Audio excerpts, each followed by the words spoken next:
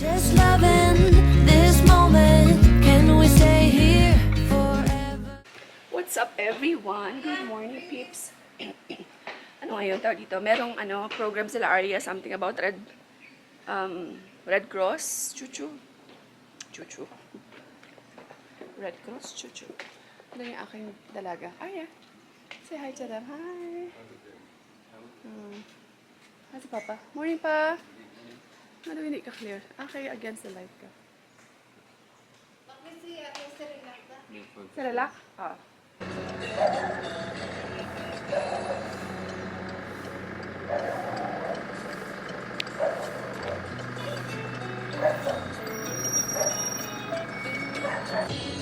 Kita niyo guys, sila Aryan, tawag dito. Si Alp kasi kaka-out lang ng duty. Tapos, hindi naman kasi pwedeng hindi pwedeng sumama si Alp sa school kasi half day siya. So, magiging kawawa si Alp, walang pasok. Hindi makakatulog. So, ngayon, kaka-out niya lang, nilalaro niya lang si Aryan. Spend time lang muna siya kay Aryan bago siya matulog. Ayan, so, matutulog din kaagad yan si Alp. So, kami ni ate, we have a program to attend to. Ate, say hi. Ha? That's the Latif Simone. Yeah, here you go.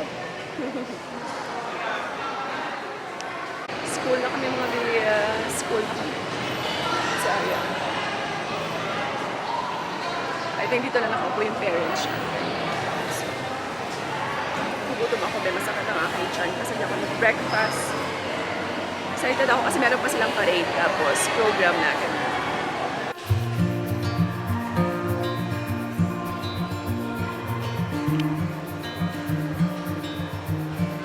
Close your eyes. Get some rest. I'm by your side. Lay your head on my chest.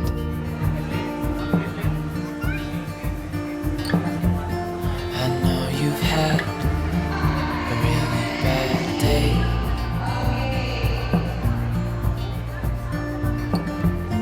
But I'm right here, it's gonna be okay.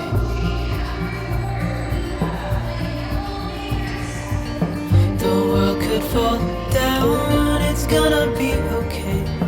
The sun could go out, we're gonna be okay. If all the blue skies fade to gray, we're gonna be okay. Calm your soul. Hold my hand. Don't let go. I understand.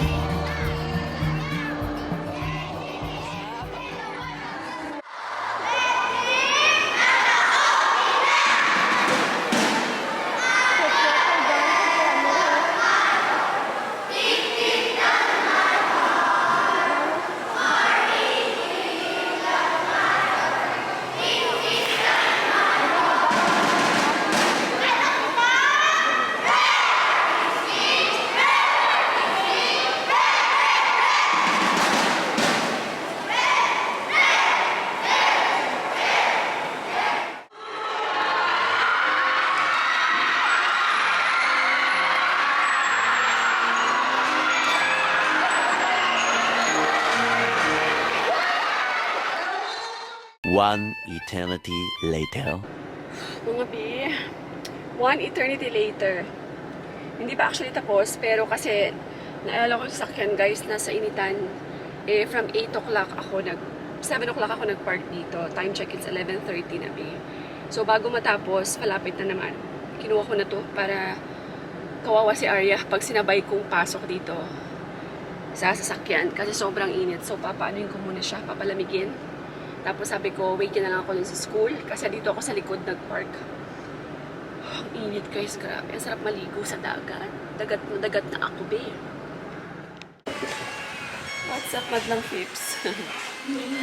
House na kami guys, hindi na ako nakapag-vlog kasi sobrang pinag-aakay ako ng sakit ng ulo. Hindi ko alam kung migraine to or As in, pagdating ko guys, as in, suka kaagad ako. Sumuka ako.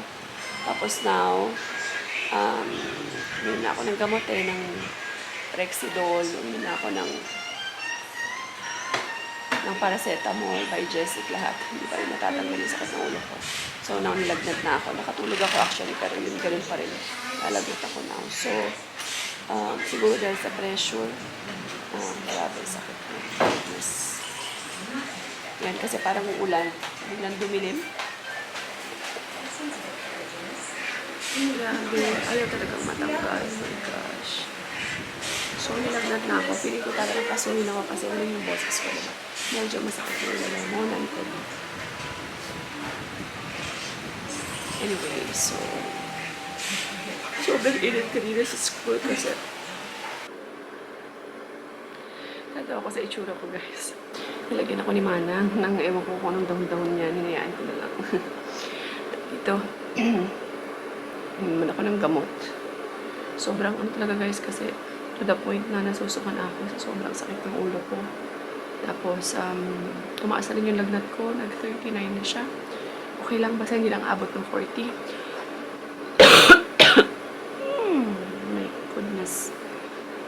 Hindi ako pwedeng umubo. Masakit siya, pag umubo ako. Grabe. Diba? Basta may migraine ka, onting ubo. Talagang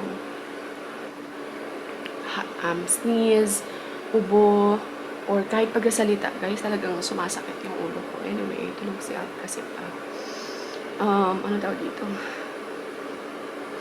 Feeling ko na ano ako kanina talaga. Sa sobrang init siguro talaga sa venue.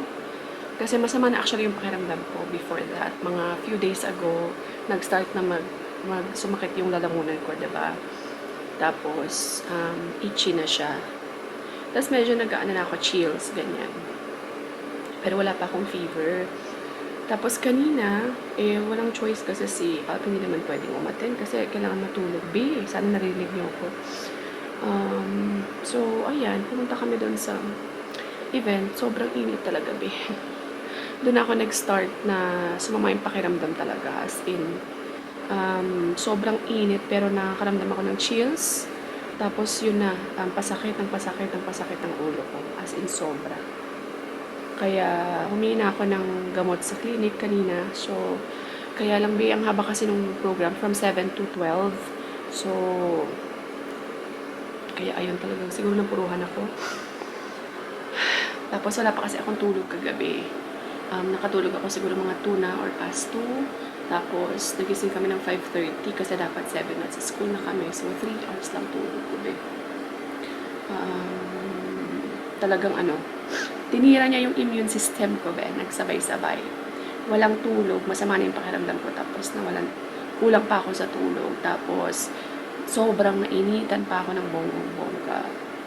Kaya, ayun, wala. Bagsak ang immune system na marka ng hilaw. Anyway, hindi na ako makikita naman sa mata ko, guys, diba? Ayun ko. Ano kong albularyo dito. Anyway. So, ang galing ko din yan mamaya. Naglalagay ako ng ito, bumili ako dito, sobrang sarap ng pakiramdam ko dito, guys. So, ginaganyan ko siya dito. Sobrang sarap. Hanggang sa makakatulog ako. Ang problema ko si Aryan. Si Aryan po kasi hindi natutulog yan nang hindi ako katabi. Magmamask ako para, magmamask ako dito. Kasi talagang dumidikit yan sa bunganga ko, guys. Dito yan natutulog. Ganun talaga yan siya, Kailangan ko magmask pala. Speaking, The next day. Good morning, beautiful peeps. Narinig niyo ba ako? Ayan. Kasi magpapahilot kami ni Alp. Papahilot ako, guys, kasi sobrang sakit ng katawan ko. Tsaka ulo, di ba, masakit. Wala na akong lagnat. Pero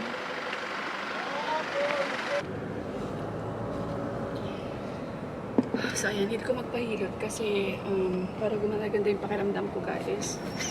Kailangan ko ng very, very hard massage. Up, slowly, daddy. Slowly, please.